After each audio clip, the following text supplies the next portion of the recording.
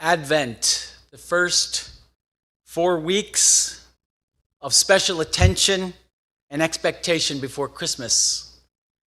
I trust that none of you, when you're reading a suspenseful book, turn to the last pages to cut down the tension and this, to resolve the stress and the tension that you're feeling about what you're reading without reading the whole book. Right? You don't do that. The thing about Advent and Christmas is we've known how the story goes and ends our whole lives. There's no suspense. Since we've been children even, because of children's Christmas pageants.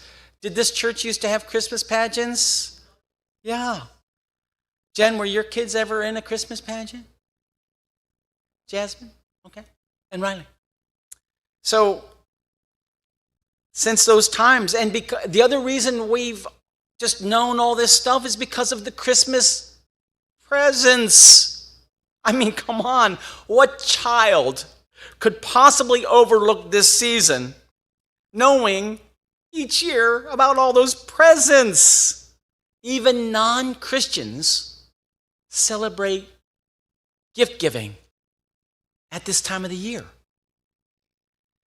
This time of the year has long been condensed to Bible stories that we know by heart, and hymns and carols that we love singing, and Christmas decorations and gatherings and parties and, presents.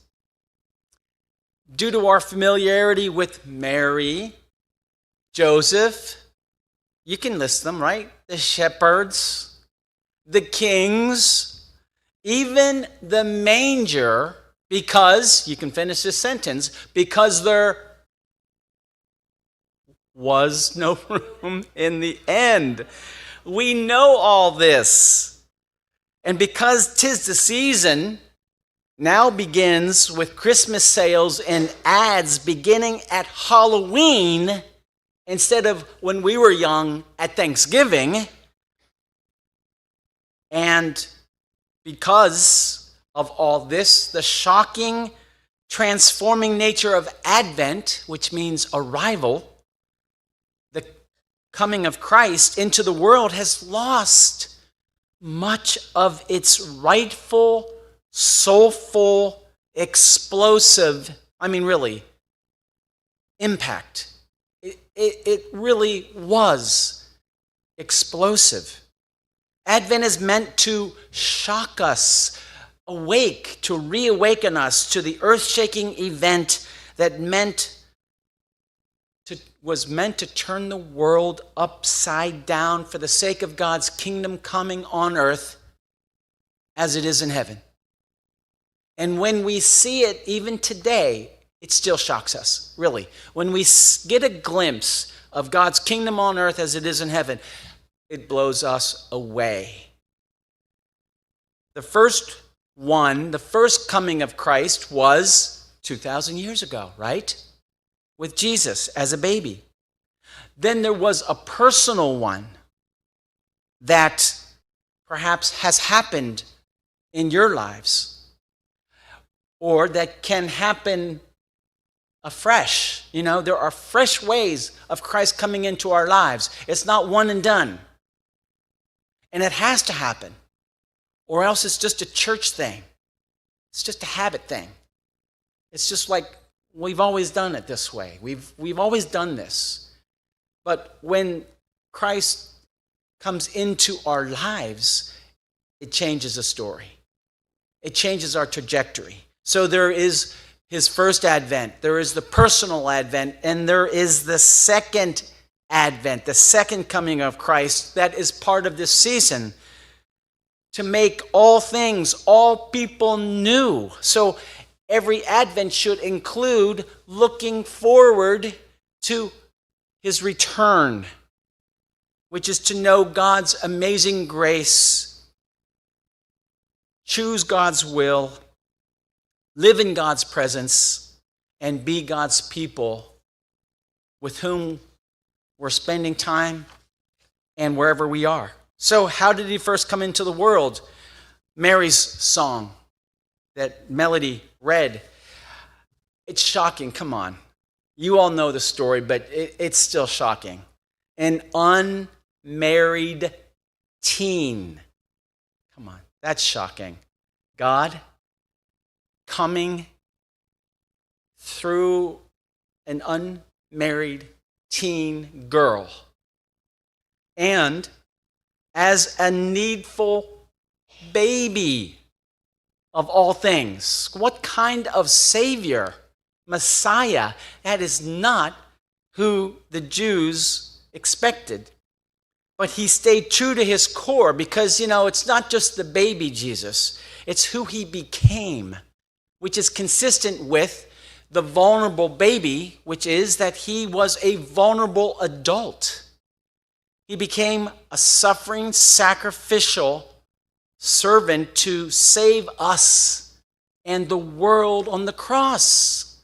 So the baby thing was consistent through his life in terms of his vulnerability and how he was not expected to be this, how he was expected to be this powerful one and yet was this vulnerable, sacrificial lamb, we say, for the forgiveness of all the things that separate us from God. I mean, take a minute. Not now necessarily, but all the things that separate us from God, that's a lot of reason why he came. And then all the things that separate us from one another. He came to heal all that and to change it so that we're not separated. Verse 48, for those of humble state with a servant mentality. That's how Christ came and how Christ comes. We got to be humble. We can't be the ones who are in charge of our own lives and are the ones to make our own lives right and have all the facilities that we need to have the good life and the successful life. Verse 51, scattering those who are proud. It's a very dangerous characteristic to think that we don't need saved. The Pharisees didn't realize it, but they were proud. And our tendencies, those of us who are so blessed and so fortunate and have such talents and gifts and have had goodness in our lives, there's the tendency to be like Pharisees and to think we got what we have because we've earned it. We deserve it. And those others don't. It says in the passage, who brought down rulers from their thrones. God always has, always will bring down rulers from their thrones. Assad in Syria is just the latest. The list of strongmen leaders that have been taken down is long, but they come and go like the wind. They're all kings without clothes. Remember that old story? They're all fake, those kings who for a season have the power to cause such human harm. But their doom is for sure. That's a little line from A Mighty Fortress. The doom of the kings is for sure. Read Revelation. Verse 53, God fills the hungry with good things. The hungry, the poor. And it says about the rich losing what they have. Riches fool us. Riches mislead us. Riches do not fill our emptiness. I mean, I'm speaking personally, I'm speaking pastorally, biblically, theologically. Maybe it's not true in your life. In my life and in my faith, it's true. I have seen that riches do not fill the emptiness that we all have and the deeper need for God's loving mercy that we all have through the gifts of the Spirit. Verse 54, Israel refers to Israel. You know, Israel hadn't been a nation at this point for 500 years. They weren't a nation. They hadn't been in 500 years. Can you imagine how long and what effects that had on their hope? 500 years. They had a civil war that split apart their nation in the year 930 BC. So they had a civil war. They became a north and a southern nation, a kingdom, like North and South Korea. And they were like that for hundreds of years until the northern kingdom was conquered by Assyria in the 700s. This is before Christ. And the southern kingdom lasted another 200 years, but they were conquered in the 500s. And then came this not being a nation for 500 years. They were a homeless, beaten down people, and most of them hardly remembering, hardly expecting the promises of the prophets that a special one from God would come to save not just the Hebrew people, but all the world. Save them in the relationship with God and among all peoples, not as a nation, but as a people created by God for God's purposes. Advent is a time to remember how Christ first came into the world, but also a time to ask ourselves personally and as a church, are we conforming to his presence in the world here and now through the work of the Spirit? And it is a time to imagine and be prepared for how he will come again to finally bring about the fullness of God's kingdom, characterized by God's two great commandments. That's the nature of God's kingdom. That's the purpose of Christ's coming. Are we prepared? Are we prepared for his advent? Each day. Are there ways we can be better prepared? The poems I give you, they're little gifts. I'm not a poet. And a lot of poetry doesn't make sense to me. It goes in one ear and out the other. You know, I got a D- on one of my papers in college, and it was on poetry, like 18th century English poetry, and I couldn't understand it. So, of course, my evaluation of it that I made into a 10-page paper was like, this guy stinks. And the teacher said, what are you saying? You don't understand.